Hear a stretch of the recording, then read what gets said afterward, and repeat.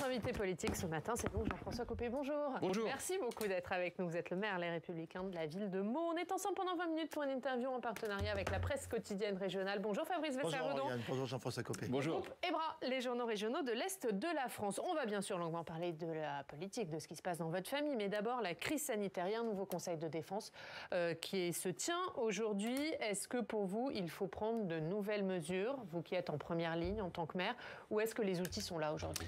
Il faut prendre des mesures qui soient claires surtout. La grande difficulté que nous avons, nous les maires, c'est lorsqu'on a des ordres et des contre-ordres. Ça a été le cas au tout début, à la décharge du gouvernement. On était dans l'improvisation totale, c'était un événement d'une ampleur considérable et totalement inédit. Je trouve que depuis, il y a une belle courbe d'apprentissage, d'expérience, qui fait qu'aujourd'hui, on est tous à nos postes, et en particulier nous les maires qui portons la gestion de cette crise d'aide sanitaire du mieux que nous pouvons. Les masques, les tests, les vaccins.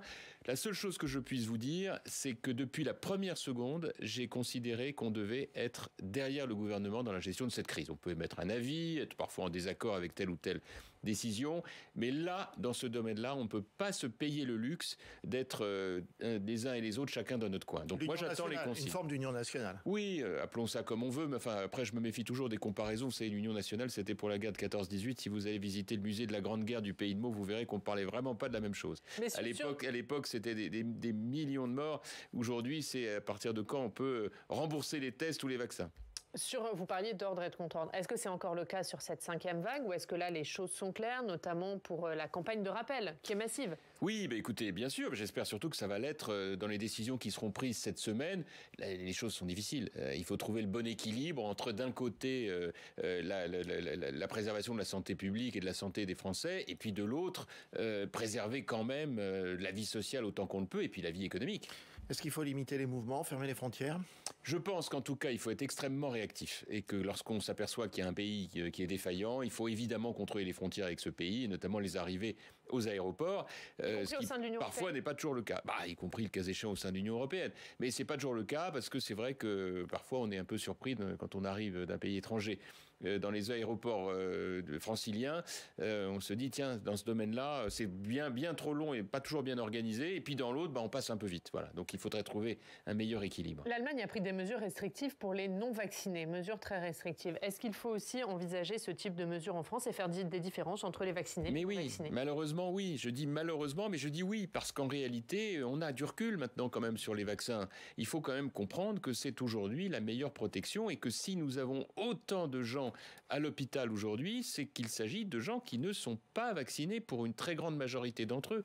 Les études statistiques le confirment de partout. Il faut vacciner. C'est pour ça que moi, je suis toujours un peu préoccupé parce que je me dis que les 5 ou 6 millions de Français qui ne sont pas vaccinés aujourd'hui, sont ceux qui, par la décision qu'ils ont prise, conduisent des millions de Français à être vulnérables, puisque vous le savez, cela va aussi toucher des personnes qui sont vaccinées, dans une bien moindre mesure, heureusement, mais quand même, ça vient s'ajouter à la gestion de notre appareil de santé publique. Sur la vaccination obligatoire, c'est un débat qui, là aussi, aura lieu chez nos voisins allemands au Parlement. Il a eu lieu ici au Sénat. Est-ce qu'il faut la vaccination obligatoire? Je pense qu'après, on est sur les mots. À partir du moment où, pour pouvoir se déplacer et vivre normalement, il faut un pass sanitaire à jour et que dans ce pass sanitaire, il y a les vaccins et ou les tests, on n'est plus très loin de l'obligation quand même.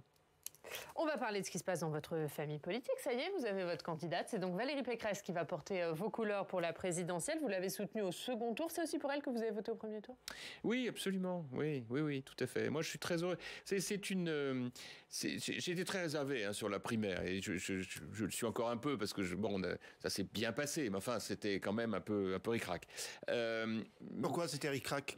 C'était ric-rac parce que vous avez vu que quand même, le nombre de participants est quand même relativement limité quand même, donc c'est pas une dynamique considérable. Pour autant, Valérie Pécresse a fait la différence. Et là, je crois que c'est maintenant, il y a un avant, un après. Maintenant, il faut y aller. Et pour moi, il y a deux marqueurs intéressants. Le premier, c'est que, comment vous dire ça ? c'est la première fois qu'on a une nouvelle génération qui est candidate. C'est la première fois qu'on ne voit plus les trois personnalités dans l'ordre ou dans le désordre, Juppé, Sarkozy, Fillon, qui depuis la fin des années 80 avaient quand même trusté complètement le débat public à droite. Là, c'est la première fois qu'on a une nouvelle génération. Bon. Vous êtes content. Et vous puis, êtes content. Content. Je pense que c'est bien parce que du coup, ça s'est fait sans haine. Vous voyez ce que je veux dire? Parce que quand même, j'ai été moi-même d'ailleurs un peu au cœur de ces haines il y a quelques années quand même pour les règlements de compte qui m'échappaient un peu entre justement nos aînés. Donc là, cette fois, c'est derrière nous. Et d'ailleurs, cette primaire, et c'est pour ça que je vous disais que je suis quand même plutôt rassuré, elle s'est faite sans haine et on l'a vu entre des candidats qui ont défendu quand même leurs différences. Bon, et puis le deuxième marqueur de cette primaire, c'est que le leader que nous avons choisi est une jeune femme qui a le parcours qu'on lui connaît, une expérience. Elle a été ministre et présidente de région. D'ailleurs, je ne sais pas ce qui est même le mieux pour diriger la France, parce que c'est vrai que l'expérience de terrain est irremplaçable, et qu'en tout état de cause, c'est un vrai plus par rapport à Emmanuel Macron. Je ne parle même pas des candidats extrémistes, mais c'est un vrai plus. Et je me dis en plus, à titre personnel, mais ça c'est un combat moi que je mène depuis très longtemps, si la France avait à la tête de la République une femme, ce serait formidable.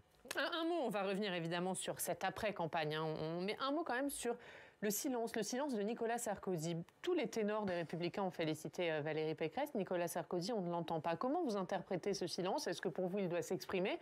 Je sais pas. Est-ce que vous avez un doute sur le fait qu'il soutienne Valérie Pécresse? Écoutez, moi, il y a bien longtemps que je n'interprète absolument plus les propos des autres, et a fortiori celui a fortiori les silences. Et donc non, je n'ai aucun avis sur la question. S'il souhaite s'exprimer, il était resté le patron de la droite jusqu'à présent, Nicolas Sarkozy. Non, c'est une figure évidemment emblématique. Il a été le président de la République, il est de notre famille, etc. Mais non, c'est plus compliqué que ça. C'est franchement notre grand problème depuis ces dernières années, c'est l'absence de leadership. Et c'est pour ça que nous entrons dans une nouvelle étape avec l'élection par cette primaire, la désignation de notre candidate. Oui, bien sûr. Il a mené cette barque du mieux qu'il a pu, et je dois dire que c'est quand même une vraie satisfaction de se retrouver aujourd'hui dans un contexte vraiment apaisé quand même, je voudrais le dire, vraiment apaisé autour de Valérie. Elle est la nouvelle patronne de la droite? De facto. De facto, à partir du moment où elle est notre candidate, elle va porter nos couleurs, il faut se ranger derrière elle, bien sûr. Ça, pour le coup, ça, c'est vraiment indispensable. Il faut se ranger derrière elle. Ça, c'est peut-être un message que vous avez lancé à Éric Ciotti. On a vu cette belle photo de famille samedi où tout le monde était réuni. Et puis, dès hier, Éric Ciotti a lancé son mouvement. Il a dit que le message envoyé par Valérie Pécresse dans les premières heures n'était pas le bon, car elle n'a pas repris ses propositions. Elle a dit samedi soir aux 20h de TF1. Ça veut dire quoi? Qu'on est dans une unité de façade? Écoutez, Éric Ciotti, d'abord, il a fait un très joli coup que personne n'a vu venir. Donc, dans la vie, il faut toujours reconnaître les choses. Bon, il a pris le créneau, par rapport aux 4 candidats, il a pris le créneau de ceux des militants qui rêvent d'une alliance avec l'extrême droite. Bon. Et comme il était seul sur ce créneau, il a forcément capté d'un nombre de voix évidemment important au premier tour. Alors, c'est 25%. C'est pas non plus 70%. Donc il faut quand même bien voir que ça représente qu'un quart de l'électorat. C'est significatif, mais ça n'est qu'un quart de l'électorat, puisque les 3 autres avaient bien sûr maintenu une digue très solide par rapport à ça, et donc représente 75% de cet électorat qui lui-même est relativement restreint, je le disais tout à l'heure. Bien. Mais il a fait un joli coup qui fait qu'il est aujourd'hui vraiment... il a pris, bien entendu, en notoriété vis-à-vis des Français, et tout ça doit être respecté. Bon, d'ailleurs, je pense que du côté de la mairie de Nice, ça doit grincer un petit peu. Ça veut dire quoi, que c'est compliqué pour Christian Estrosi? En tout cas, vous savez, c'est une histoire complexe, leur relation. Donc, on va dire que, bon, voilà, ça doit... C'est une manière pour Éric Ciotti d'être monté d'un cran dans cette relation extrêmement tendue entre les deux. Cela étant, il y a derrière ça une attente de droite très ferme sur les sujets d'autorité. J'ai moi-même inventé il y a quelques années le concept, qu'il a d'ailleurs repris fréquemment, de droite décomplexée. Bon, sauf que... Alors, il en est l'héritier ou pas? Sauf que dans la définition de la droite décomplexée, je me suis d'ailleurs expliqué avec lui, on doit, assumer fièrement d'être de droite, et donc on doit tout dire, mais à une condition. C'est une digue totale une étanchéité absolue avec l'extrême droite. Que cette extrême droite soit incarnée par Le Pen ou par Zemmour, c'est exactement la même chose. Donc, il a dit qu'elle n'est pas totale chez Éric Ciotti pour vous. Et donc, ce que je veux vous dire, c'est qu'il ne faut pas perdre notre cap. Pourquoi ? Parce que, nous avons besoin de tout le monde, et je pense qu'Éric Ciotti en est parfaitement conscient. D'ailleurs, Valérie et lui vont se voir, je crois, aujourd'hui. Ils auront l'occasion de se parler de tout ça. Ils vont même déjeuner ensemble. Et je suis absolument persuadé que pour toute une série de raisons, il y aura un alignement complet d'intérêts entre eux, parce que c'est l'intérêt de la France, c'est qu'il y a un moment où il faut avoir ça en tête. Et puis, deuxièmement, ça va peut-être vous surprendre que je vous dise ça, mais paradoxalement, je pense que la clé de cette élection, elle est chez les électeurs de droite qui ont voté Macron en 2017. C'est-à-dire que si nous sommes très fermes sur les questions d'autorité, de telle manière que nous préservions les électeurs de droite qui veulent de la sécurité, et que dans le même temps, on a un discours de modernité et de progrès auprès de millions d'électeurs qui, plus ou moins avec enthousiasme, ont voté Macron, déçus de Fillon pour toutes les raisons dont on se souvient, en termes de progrès économique, de progrès social, de progrès scientifique, de progrès environnemental, tout ce qui fait la grandeur de la France, à ce moment-là, on a deux piliers solides. L'autorité d'un côté, le progrès de l'autre. Et ce qui aujourd'hui apparaît pour certains comme un petit trou de souris, la droite, ils n'y arriveront pas, tout d'un coup, ça s'élargit et ça devient une opportunité formidable pour la France. Ça veut dire que pour vous, l'élection, elle ne se joue pas à la droite de la droite, comme le dit Éric Ciotti. À une condition, c'est qu'on soit solide sur les questions régaliennes, sécurité, justice, immigration, domaines dans lesquels, pour toute une série de raisons, Emmanuel Macron a été défaillant. Parce que c'est pas son histoire, c'est pas sa culture, il n'a jamais été élu local, et il n'a jamais senti ces sujets. Mais du coup, est-ce qu'Éric Ciotti va trop loin ? Est-ce qu'il est en train de prendre en otage la campagne de Valérie Pécresse ? Est-ce qu'il franchit les limites ? On est à J+1, on est dans l'émotion, dans la joie du score qu'on a pu ici ou là réaliser. J'ai envie de vous dire, c'est humain. Voilà. Ce qui serait plus ennuyeux, c'est si c'était la même chose dans un mois. Mais enfin, j'ose espérer que les uns et les autres comprennent l'importance des... Alors, vous parliez d'Éric Zemmour. Éric Zemmour, il n'a pas attendu longtemps avant d'en appeler aux électeurs d'Éric Ciotti. Et hier, il en a parlé dans son meeting. Il les a même fait ovationner. On va l'écouter. Je tends la main aux électeurs, aux cadres, aux sympathisants des Républicains, dont beaucoup ont été représentés par mon ami Éric Ciotti.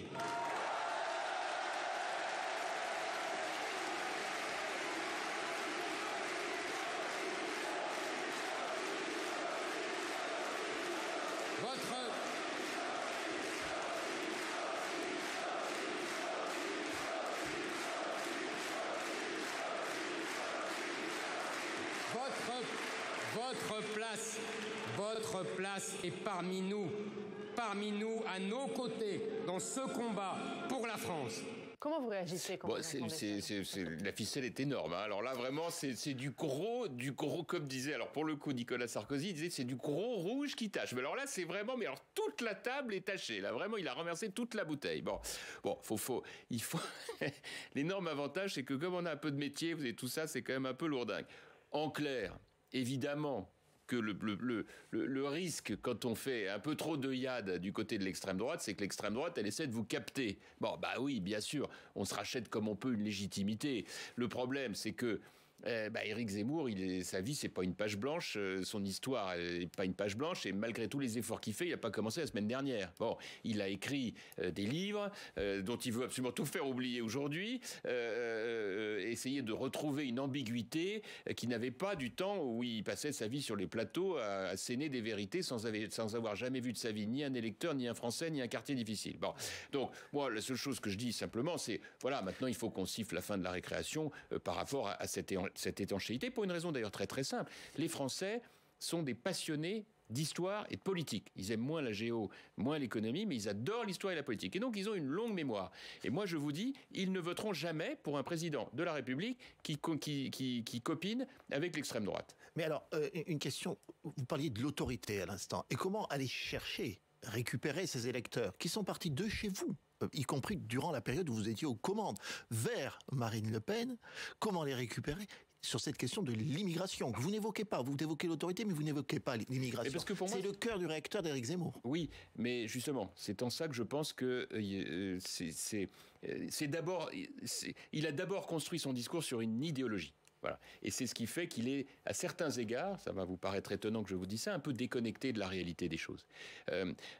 En fait, il a construit son système sur, finalement, les grands auteurs de l'extrême droite du 19e siècle, quand on regarde. C'est-à-dire qu'on identifie des peurs.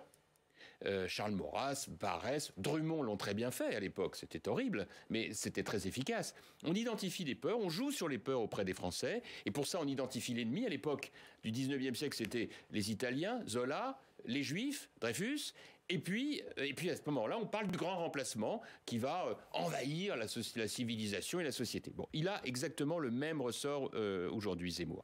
Sauf que la réalité, c'est pas celle-là. Bien sûr que l'immigration est un point majeur, mais il faut la voir sous deux angles. Ceux qui arrivent en France, mais il y a aussi ceux qui, en fait, ne sont plus des immigrés. Ils habitent en France depuis 1, 2, 3 générations. Simplement, c'est l'échec complet de l'intégration, voire de l'assimilation. Mais sauf que, enfin, moi, je vous en parle en connaissance de cause, je n'ai pas attendu Zemmour ni un certain nombre de mes amis pour le dénoncer. Ce qui ne va pas, c'est qu'on a calé.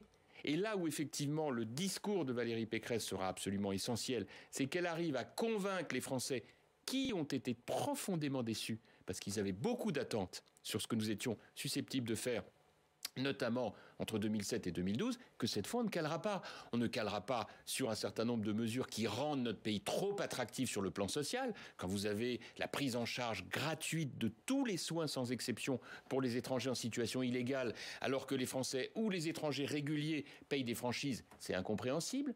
Lorsque vous avez une incapacité de reconduire à la frontière dans des délais rapides ou à statuer rapidement sur la situation de gens qui sont en situation illégale, ça n'est pas possible. Et je peux citer comme ça un certain nombre d'exemples sur lesquels on doit prendre des mesures. C'est un peu exactement ce que disait Éric Zemmour hier. Il disait, il y a 31 ans, moi j'étais à Villepinte, aux États généraux de la droite, il y avait Jacques Chirac, il y avait François Bayrou, il y avait tous les ténors de la droite, et il parlait comme moi. Il disait immigration zéro, il disait incompatibilité des lois de l'islam avec les lois de la République. On ne les traitait pas d'extrême droite. Le problème, c'est que Jacques Chirac a beaucoup parlé et il a peu fait. D'abord, je vais vous dire une chose. C'est pas tout à fait vrai. Parce que maintenant, quand j'entends Zemmour, j'ai l'impression qu'on avait, en 90-91, programmé toute une série de choses pour lui rendre service 30 ans après. Bon, il faut arrêter de raconter n'importe quoi. Bon, d'abord, je rappelle que Jacques Chirac, comme un certain nombre de militants du RPR, de personnalités du RPR, nous avons voté oui à Maastricht et nous avons ainsi permis la construction de l'Europe. Que serait l'état de la France pour gérer la crise sanitaire si on avait notre petit franc français, compte tenu des moyens considérables dont nous avions besoin pour gérer cette crise, je le dis au passage, comme de la même manière, dans un certain nombre de domaines, des décisions ont été prises de manière très positive. Je pense par exemple en matière de politique des banlieues avec l'ANRU. Partout où ça s'est fait, je peux en porter témoignage. On a cassé des tours avec des moyens considérables. C'est la droite qui l'a fait, déghettoiser, apaisé, sécurisé, hein, sauf que Zemmour n'a juste jamais envie de montrer ce qui marche parce que ça casse son affaire, comme tous les gens de l'extrême droite, comme de l'extrême gauche. Quand un problème est résolu, ça devient un problème pour la France, ça devient un problème pour l'extrême droite. Bon, deuxièmement, j'ai pas le souvenir que même au RPR, on ait spécialement défendu Pétain en racontant que Pétain avait sauvé des Juifs. Jamais, vous voyez. Donc il y a un moment, il va falloir que tout ça s'arrête et qu'on mette les pieds dans le plat en disant on peut pas raconter tout et n'importe quoi, le tout en se couvrant d'une grande vertu.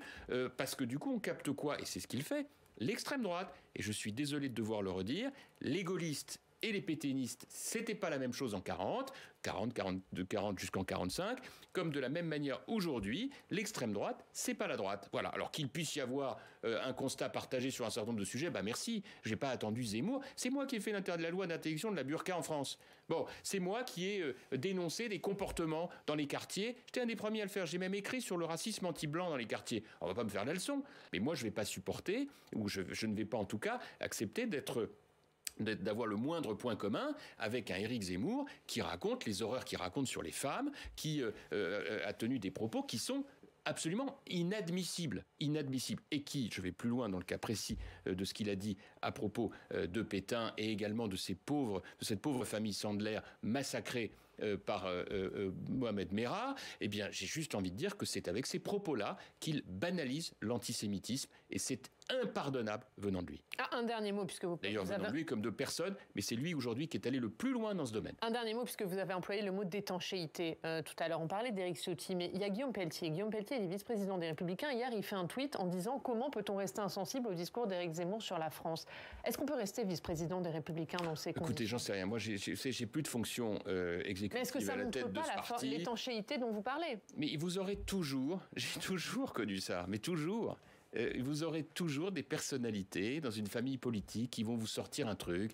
Guillaume Pelletier, que je connais très bien, qui a des vraies qualités d'ailleurs par ailleurs. Il était avec Xavier Bertrand. Maintenant, il me dit ça. Qu'est-ce que vous voulez que je fasse? Qui connaît bien l'extrême droite. Qui connaît bien l'extrême droite. Et qui est par ailleurs issu il y a très longtemps, je crois que c'est quand il était très jeune. Mais enfin, voilà, peu importe. Écoutez, moi, de toute façon, c'est pas mon sujet. Mon sujet est qu'on est entre gens responsables et qu'il y a aujourd'hui en France 4 partis. Il n'y en a pas 2. Avant, il y avait 2. Il y avait PS, RPA, UDF. Bon, maintenant, il y en a 4. Vous avez l'extrême droite, l'extrême gauche, la droite de gouvernement et, on va dire, la gauche ou centre-gauche de gouvernement. Qu'est-ce qui se passe aujourd'hui? Vous avez Macron qui a plutôt bien incarné la dimension de progrès. Il faut le reconnaître, sinon c'est qu'on est de mauvaise foi dans un certain nombre de domaines, sauf qu'il n'a pas fait de réformes, et nous avions besoin de ces réformes. Il ne les a pas faites. Et deuxièmement, que sa défaillance, c'est la sécurité.